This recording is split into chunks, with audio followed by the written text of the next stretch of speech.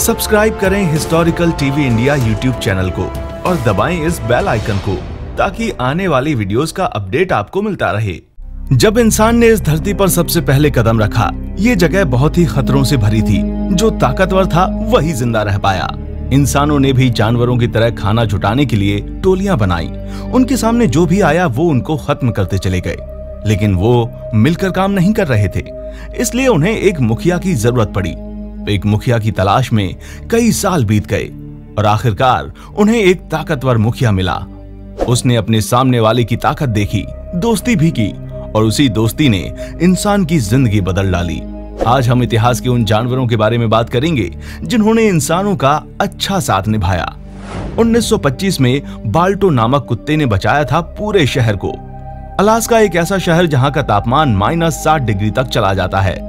जनवरी सन 1925 में अलास्का के नोम शहर में डॉक्टर्स की टीम ने आसन डिप्थीरिया के प्रकोप के लक्षण देखे, जिससे इंसानों के गले में सूजन आ जाती है और सांस लेने में तकलीफ होने लगती है और कुछ समय अंतराल में ही इंसानों की मौत हो जाती है।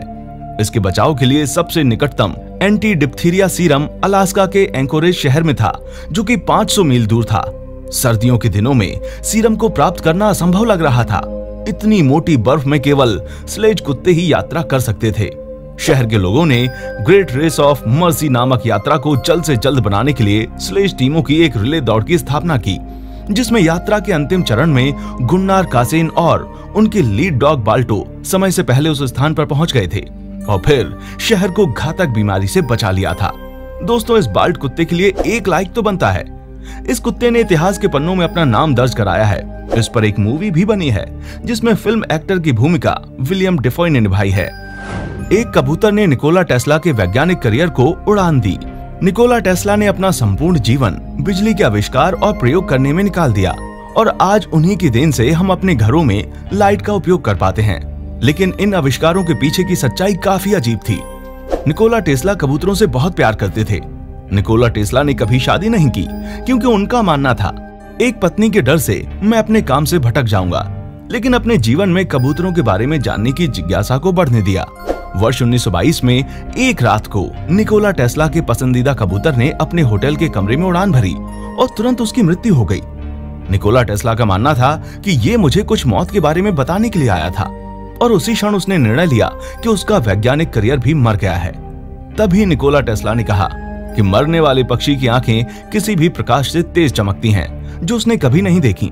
जिसके बाद उसको बात समझ में आई और अपने सफल कामों में लग गए और जिसके परिणाम स्वरूप उन्होंने बिजली का आविष्कार किया। ये बात सुनने में जरूर अजीब सी लगेगी, मगर ये सत्य घटना थी। इस घटना को उन्होंने अपनी किताब में भी प्रकाशित किया है। Lucy female dog. 3 नवंबर 1957 का वो दिन जब पहली बार कोई जीवित प्राणी ब्रह्मांड में भेजा गया।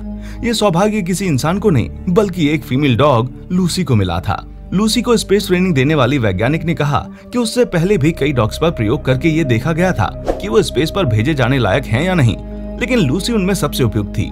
लूसी एक पालतू नहीं बल्कि सड़कों पर घूमने वाली डॉग थी। जब उसे मिशन के लिए लाया गया तब वो 3 साल की थी और उसका वजन 6 किलो था।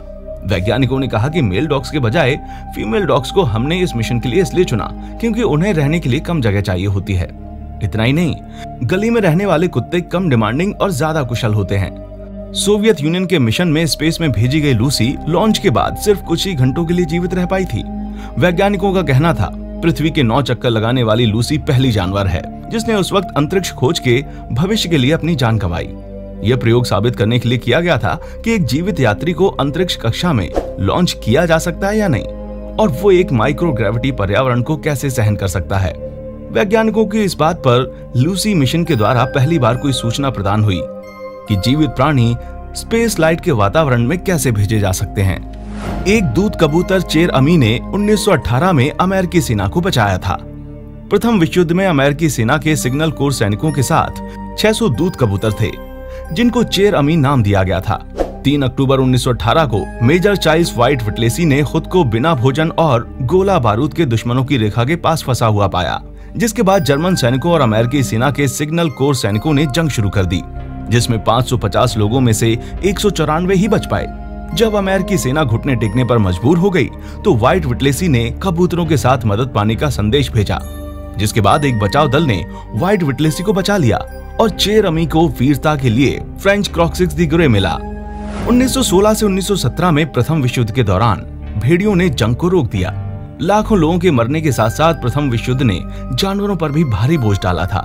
रूसी सैनिकों ने भेड़ियों को इस जंग में उतारा और उनको ट्रेन किया। लगभग सैकड़ों की संख्या में भेड़ियों ने युद्ध के दौरान इंसानी लाशों पर दावत ली। लिथुआनिया और बेलारूस में पूर्वी मोर्चे पर 1916 और 1917 में भेड़ियों के झुंड ने सैनिकों पर हमला करना और उनको मारना शुरू कर दिया। उन्होंने रूसी एवं जर्मन सैनिकों पर हमला नहीं किया। जंग के दौरान रूसी बचाव दल ने देखा कि भेड़िए घायल सैनिकों को मारकर खा रहे थे, जिसके बाद दोनों पक्षों ने एक दूसरे से लड़ना बंद कर दिया और जंग को फिर से शुरू करने से पहले भेड़ियों के झुंड को मार दिया गया, जिसके परिणाम स्वरूप जंग काफी समय तक बंद रही। तो दोस्तों, आज के इस एपिसोड में बस इतना ही। अगर वीडियो पसंद आए तो इसे जरूर लाइक करें और अपने इस हिस्ट्री चैनल को सब्सक्राइब करें और दबाएं इस बेल आइकन को, ताकि आने वाली वीडियो का अपडेट आपको मिलता रहे।